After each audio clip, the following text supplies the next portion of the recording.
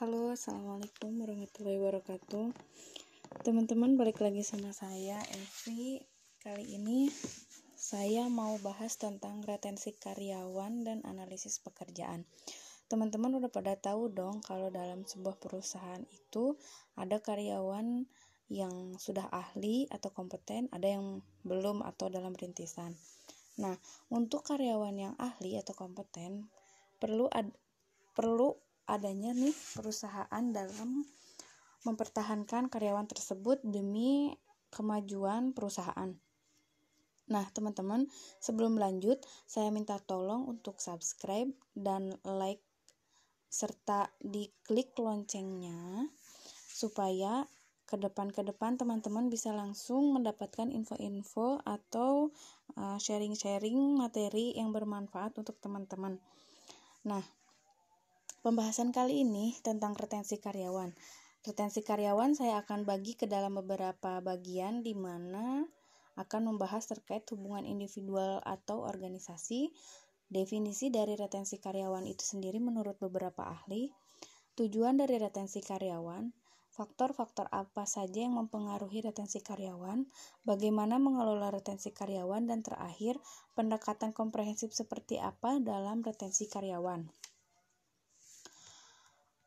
Untuk pertemuan ini saya bertujuan atau tujuan dari pembelajaran ini merupakan mahasiswa harus mengetahui definisi retensi menurut beberapa ahli. Terus memahami tujuan dari retensi karyawan dan mengetahui faktor-faktor apa saja yang mempengaruhi retensi karyawan, dan terakhir bagaimana mengelola retensi karyawan dalam sebuah perusahaan. Lanjut. Untuk poin hubungan individual atau organisasi terbagi ke dalam dua bagian. Satu, ada kontrak psikologis, yang kedua ada loyalitas. Nah, untuk kontrak psikologis, itu definisinya sendiri merupakan hal yang lebih merujuk pada harapan tidak tertulis para karyawan dan memberi pekerjaan terkait sifat hubungan mereka bekerja. Nah, hal-hal seperti ini tuh biasanya berkaitan dengan yang namanya gaji, tunjangan, produktivitas karyawan, kehadiran karyawan, maupun hal-hal yang tidak nyata seperti loyalitas, perlakuan adil dalam bekerja, dan keamanan dalam bekerja. Semua poin-poin tadi tercantum dalam kontrak psikologis antara pemberi kerjaan dengan karyawan alias antara perusahaan dengan karyawan. Nah, apa saja sih komponen psikologis yang efektif? Pertama, ada kompensasi dan tunjangan yang kompetitif. Yang kedua, peluang pengembangan karir yang diberikan oleh perusahaan kepada karyawan. Fleksibilitas untuk menyeimbangkan kehidupan kerja dan keluarga. Contohnya misalkan karyawan yang sudah berkeluarga, maka fleksibilitas untuk waktu bagi keluarga dan pekerjaan itu seimbang, tidak selalu bekerja terus dan tidak selalu memperhatikan keluarga terus. Selanjutnya, komponen kontrak psikologis adalah pengembangan keterampilan yang terus-menerus dan produktivitas yang meningkat, di mana seorang karyawan di dalam sebuah perusahaan itu harus terus berkembang dalam hal keterampilan dan skillnya, tidak jalan di tempat ya teman-teman. Nah, terakhir, waktu yang pantas dengan organisasi, di mana organisasi tidak menganggap bahwa karyawan itu merupakan budak atau jalannya untuk ketentuan atau kesuksesan perusahaan saja, melainkan ya waktu yang pantas untuk kerja karyawan di perusahaan itu sendiri. Lanjut, dalam hubungan individual atau organisasi terdapat loyalitas, di mana loyalitas ini tuh merupakan tekad dan kesanggupan untuk mentaati, melaksanakan, dan mengamalkan sesuatu yang ditaati dengan penuh kesadaran dan tanggung jawab. Jadi ketika kita contoh nih, misal kita akan melamar ke sebuah perusahaan, maka komitmen kita tuh kita akan loyal kepada perusahaan. Dalam artiannya kita akan engage-nya itu ya akan patuh terhadap apapun peraturan yang ada di perusahaan. Nah, apa saja sih faktor-faktor karyawan loyal? Kita bisa melihatnya dari kepuasan kerjanya, dimana biasanya nih untuk mendapatkan loyalitas dari karyawan atau pekerja, kepuasan kerjanya dulu itu dipenuhi. Terus adanya kompensasi atau insentif. Nah, ini tuh merupakan hal penting dan sensitif ya teman-teman, faktor 2 ini tuh. Karena ketika kedua faktor ini tidak terpenuhi, maka karyawan tidak akan loyal dan merasa saya lebih baik keluar dari perusahaan dan mencari perusahaan lain yang dapat memberikan dua faktor tersebut. Lalu komunikasi yang efektif dan motivasi yang diberikan oleh perusahaan. Jangan sampai nih, misalkan manajer, kita kan setelah membahas terkait dengan manajer, jangan sampai seorang manajer tidak memotivasi atau mendorong karyawannya atau stafnya untuk terus berkembang. Karena ini akan tidak mencapai atau tidak akan mendapatkan karyawan yang loyal. Lalu tempat kerja yang kondusif, nyaman, dan enak.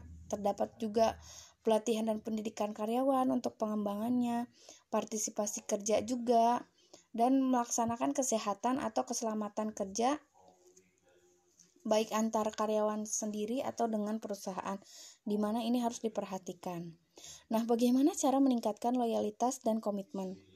Pertama, caranya itu gaji yang cukup atau yang sesuai.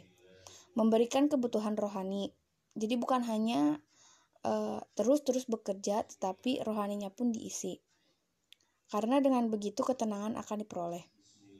Sesekali perlu menciptakan suasana yang santai. Bolehlah sebuah perusahaan melakukan family gathering untuk perusahaannya atau kumpul-kumpul santai, tidak melulu kerja setiap saat. Lalu menempatkan karyawan pada posisi yang tepat sesuai dengan analisis pekerjaan.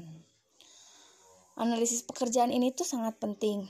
Setelah ini saya akan membahas terkait dengan analisis jabatan atau pekerjaan. Memberikan kesempatan pada karyawan untuk maju ini merupakan cara meningkatkan loyalitas dan lain-lainnya banyak. Nah, kembali ke pengertian retensi karyawan itu sendiri. Retensi karyawan merupakan suatu hal yang perlu dilakukan oleh perusahaan sebagai upaya mempertahankan sumber daya manusia yang terbaik yang dimilikinya sebagai seorang tenaga ahli. Jika melihat pengertian dari beberapa ahli, menurut Carty, retensi merupakan suatu proses di mana karyawan didorong untuk tetap berada dalam suatu organisasi sampai proyeknya selesai atau dalam periode maksimum. Nah, menurut Mathis dan Jackson, retensi karyawan merupakan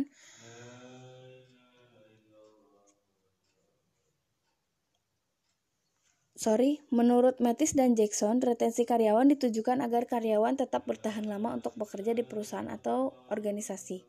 Hal tersebut karena perusahaan sudah melakukan investasi dan baik itu uang maupun waktu serta proses perekrutan untuk merekrut karyawan tersebut. Nah, menurut Susilo, retensi karyawan merupakan upaya mempertahankan karyawan yang potensial untuk tetap loyal terhadap perusahaan. Dan terakhir, menurut Ragupati, retensi karyawan adalah salah satu teknik yang digunakan oleh pihak manajemen untuk membuat karyawan tetap berada dalam suatu organisasi dalam jangka waktu yang cukup lama. Jadi intinya, retensi karyawan itu merupakan suatu hal yang perlu dilakukan guna perusahaan mempertahankan SDM terbaiknya di perusahaan. Nah, apa sih tujuan dari retensi karyawan itu sendiri?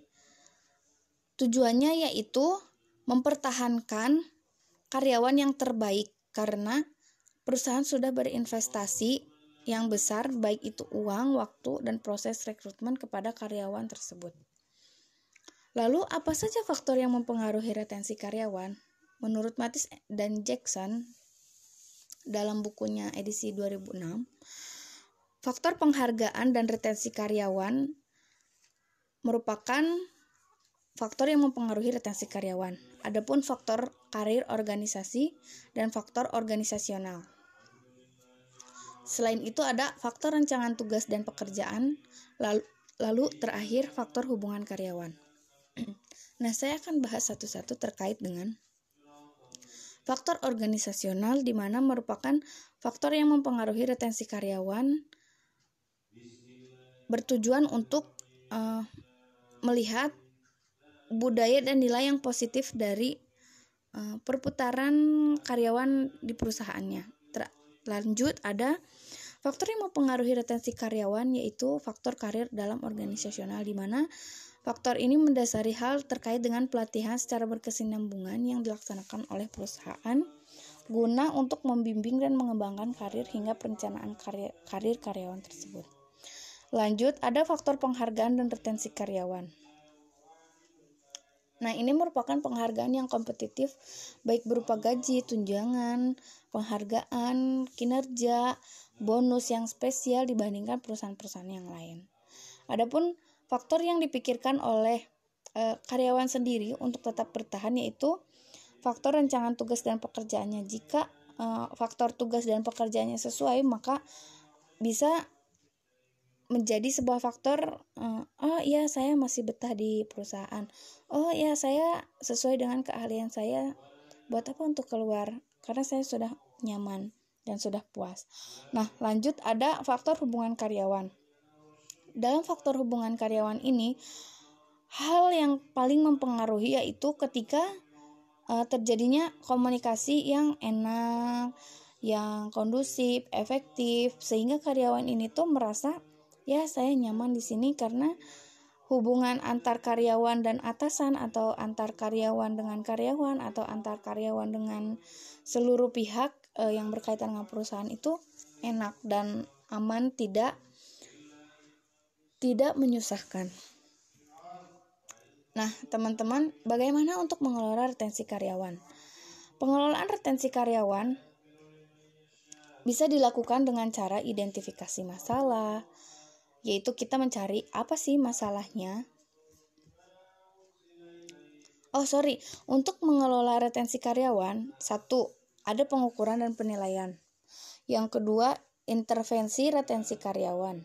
Yang ketiga, ada apresiasi karyawan. Dan yang keempat, ada evaluasi dan tindak lanjut. Nah, untuk pendekatan komprehensif retensi karyawan dilakukan dalam beberapa hal, yakni ada identifikasi masalah. Identifikasi masalah ini tuh untuk mencari masalah apa saja sih yang terjadi di dalam kegiatan karyawan. Apakah karyawan itu betah atau tidak? Dan ketika tidak betah, maka apa sih masalahnya? Yang kedua adalah kompensasi. Berapa sih kompensasi yang diinginkan oleh karyawan sehingga karyawan tersebut tetap betah di perusahaan? Lalu seleksi. Nah, seleksi ini tuh akan mempengaruhi karyawan ini tuh mana karyawan yang kompeten, mana karyawan yang belum kompeten. Nah, pertumbuhan profesional juga menjadi pendekatan komprehensif retensi karyawan. Lanjut, ada kerja yang berarti dan kepemilikan sasaran. Artinya kerja yang berarti itu setiap pekerjaan yang dilakukan oleh karyawan itu merupakan pekerjaan penting, tidak hanya dikerjakan namun tidak dinilai atau bahkan sama sekali tidak diperhatikan. Lalu mempromosikan keseimbangan pekerjaan dengan kehidupan. Pendekatan komprehensif lainnya yaitu praktik sistem kinerja yang tinggi, lalu menggunakan analitik data, di mana bagaimana sih kesinambungan atau kestabilan kinerja dari seorang karyawan. Lanjut, menggunakan media sosial dan SDM sebagai pendekatan komprehensif. Ya, kita bisa melihat apakah karyawan itu betah atau tidak melalui posting-postingan atau sharing-sharing terkait dengan pekerjaannya melalui media sosial yang diketahuinya. Dan terakhir, perencanaan angkatan kerja, di mana perencanaan angkatan kerja ini tuh akan membantu melihat perusahaan terkait dengan retensi karyawan. Apakah karyawan itu akan betah atau tidak? Nah, sampai di sini pekerjaan terkait sampai di sini retensi terkait karyawan di perusahaan. Lanjut, di materi selanjutnya ada analisis jabatan atau pekerjaan.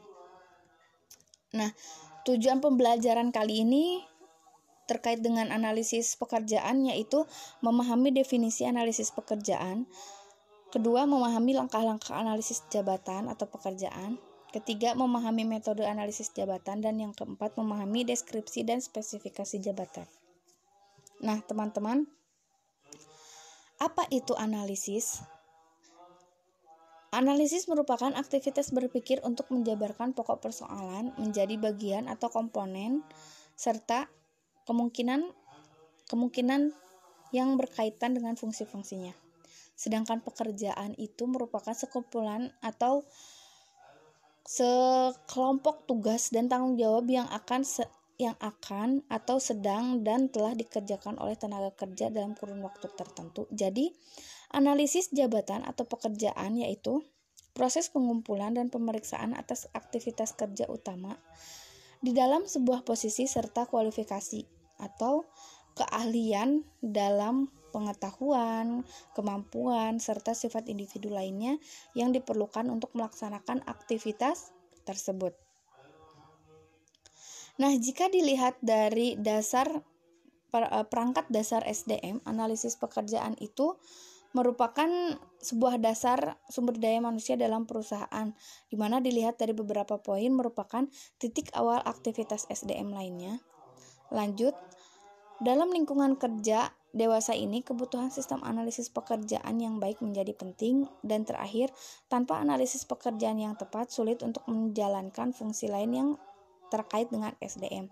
Sehingga penting adanya analisis pekerjaan sebagai dasar untuk menentukan ke depan karyawan terbaik seperti apa yang kita inginkan. Lanjut, apa saja sih informasi yang dibutuhkan untuk analisis pekerjaan? 1. Aktivitas pekerjaan atau jabatannya. Contohnya, dia mengerjakan apa, bagaimana bekerjanya. Terus, yang kedua, informasi dibutuhkan untuk analisis pekerjaan. Aktivitas berorientasi pada karyawan. Karyawan A akan melakukan kegiatan apa. Lanjut, informasi yang dibutuhkan untuk analisis pekerjaan yaitu jenis toolsnya, perkakasnya atau peralatannya, mesin atau fasilitas kerja yang digunakannya. Dan yang terakhir, observasi hal yang berwujud maupun tidak berwujud yang berkaitan dengan pekerjaan. Nah, adapun gambaran analisis pekerjaan di mana merupakan sebuah dasar perangkat sumber daya manusia, yaitu kita memahami deskripsi pekerjaan dan spesifikasi pekerjaan. Nanti dari deskripsi pekerjaan dan spesifikasi pekerjaan ini akan digunakan ke dalam beberapa poin atau fungsi-fungsi dari manajemen sumber daya manusia itu sendiri.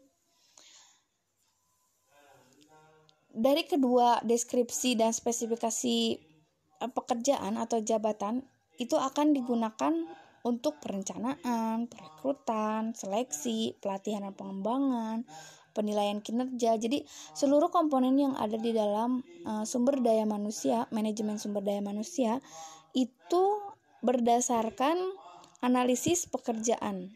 Jadi dia mengerjakan apa, bagaimana mengerjakannya, itu akan sangat penting digunakan oleh komponen-komponen dalam manajemen sumber daya manusia.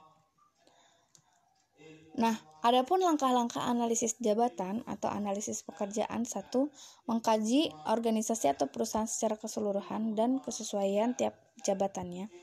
Yang kedua, menentukan bagaimana informasi analisis jabatan akan digunakan. Yang ketiga, memilih jabatan-jabatan yang akan dianalisis. Yang keempat, mengumpulkan data dan dengan teknik analisis jabatan tertentu. Yang kelima, menyiapkan uraian jabatan. Yang keenam, menyiapkan spesifikasi jabatan. Dan yang terakhir itu baru melaksanakan bagaimana perencanaan jabatan, bagaimana proses rekrutmen dan seleksinya, bagaimana pelatihan pekerjanya setelah nanti diterima, dan bagaimana kompensasi yang akan diperoleh oleh karyawan sehingga memenuhi persyaratan equal employment opportunity. Nah, terakhir ada metode analisis jabatan atau pekerjaan. Metodenya bisa digunakan atau menggunakan wawancara, percakapan antara 2 orang atau lebih secara langsung, atau kuesioner, teknik-teknik pengumpulan informasi, observasi, melihat langsung aktivitas dari pekerja itu sendiri, misalkan melalui on the job training. Terus yang keempat, bisa dari logbook atau buku harian yang digunakan untuk mengetahui aktivitas keseharian karyawan. Nah, sampai di sini teman-teman bisa mendapatkan informasi ini, tolong di-share sehingga bagi orang yang belum mengetahui menjadi tahu. Nah, demikian teman-teman, sekali lagi saya ingatkan, teman-teman bisa klik tombol subscribe dan loncengnya untuk mendapatkan informasi-informasi terkini melalui channel ini. Sekian dari saya. Semoga teman-teman selalu sehat dan diberikan kelancaran. Mohon maaf jika ada yang salah-salah atau belepotan. Ya, mohon dimaklum. Sekian dari saya. Assalamualaikum warahmatullahi wabarakatuh.